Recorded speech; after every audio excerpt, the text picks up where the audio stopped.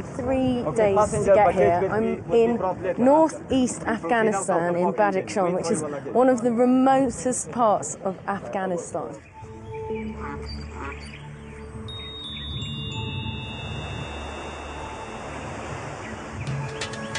Decades of conflict and turmoil have shattered this once peaceful land. This is now one of the poorest places in the world, where half the population live on less than 50p a day. While millions of pounds are being spent on the war in the south, here in the isolated mountain villages of the impoverished north, a unique British charity, Afghan Aid, has worked tirelessly for more than 25 years. They provide agricultural support so people can feed themselves, get children back into education, and build essential roads and bridges. Afghan Aid have a staff who are almost all local with a huge amount of knowledge and expertise. They're trusted by communities and leaders, and this is particularly important when working with women. There's a traditional culture here that restricts women from being freely seen or spoken to by men or foreigners. Life here in Afghanistan has always been particularly tough for women. During the Taliban's reign, they were forced to hide away in their homes and were suffocated by the rules. They weren't allowed to go outside of the house for work, go to school, or even to laugh out loud. Public whipping was the punishment for not covering your ankles.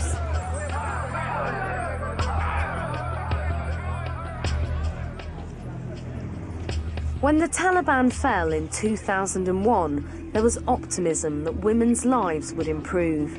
But for most, there's a long way to go. Every 28 minutes, a woman dies from childbirth in Afghanistan. That's an astounding figure. And here in Badakhshan alone, they experience the highest maternal mortality rates of anywhere in the world.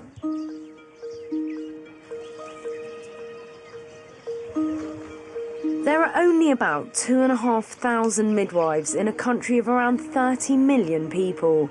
And in this incredibly remote area, medical facilities are almost impossible to find. If there are complications in childbirth, a mother may have to travel for up to 6 days in very harsh conditions. To stop 50 women a day needlessly dying, Afghan Aid were teaching volunteer women in the villages to share basic healthcare information and assist women giving birth. But the money for this training has run out. This is Mughal, who was trained by Afghan Aid. And right now we're going to visit Fazila, whose twins were delivered by Mughal. And there they are. Salam alaikum. But they're here. Hello. When Fazila gave birth, one twin was breech. She was alone and in excruciating pain. Mughal was summoned, and with the simple skills she had learned from Afghan Aid, she was able to pull baby Paragal out and resuscitate her. So, Mughal, what are the usual practices of giving birth?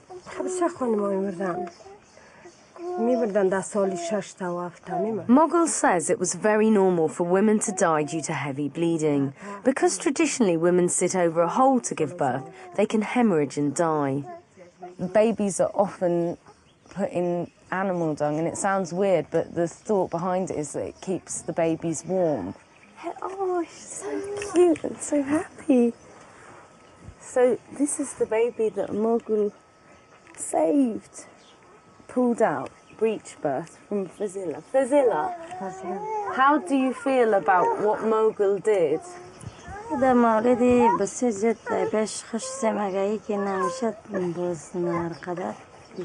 Fazila was saying that she owes her life to Mughal. Although Mughal didn't have equipment or the medical facilities of a hospital, the training that Afghan Aid gave her meant that she could deliver the babies, which just goes to show that it's relatively simple procedures and that it can be really life-saving, and we can see the results here. Mughal says the number of deaths has decreased. 20 women used to die in the village every year. Now the numbers fall into 2 or 3.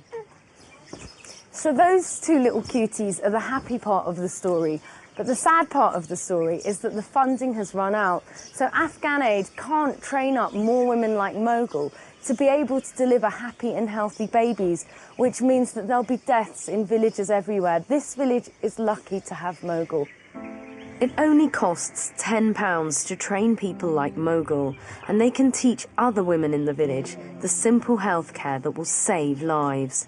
There are hundreds of women here who need this help now. One of them is Sabri. She's 8 months pregnant and she's going to have to give birth on her own. When you have had your children previously, has it been difficult? She says it was very hard. As there are no doctors or clinics or facilities, when she's had children previously, she's had to have them in the house. There's also no transportation, and she experienced very, very heavy bleeding. And so now, with her 7th child on the way, she feels very poorly and very weak. And her greatest fear is who will look after her other children if she does die.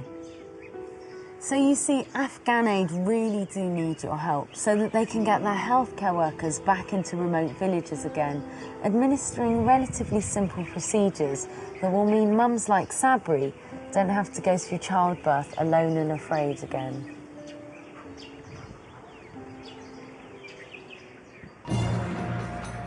More than half of Afghanistan's population is under the age of 19. Young lives have been shaped by war. This is a generation that has lost its childhood.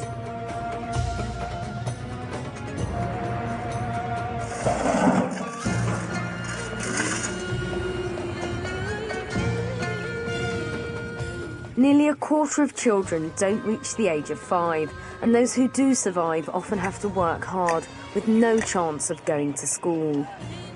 But Afghan Aid is working to give these children back their childhood.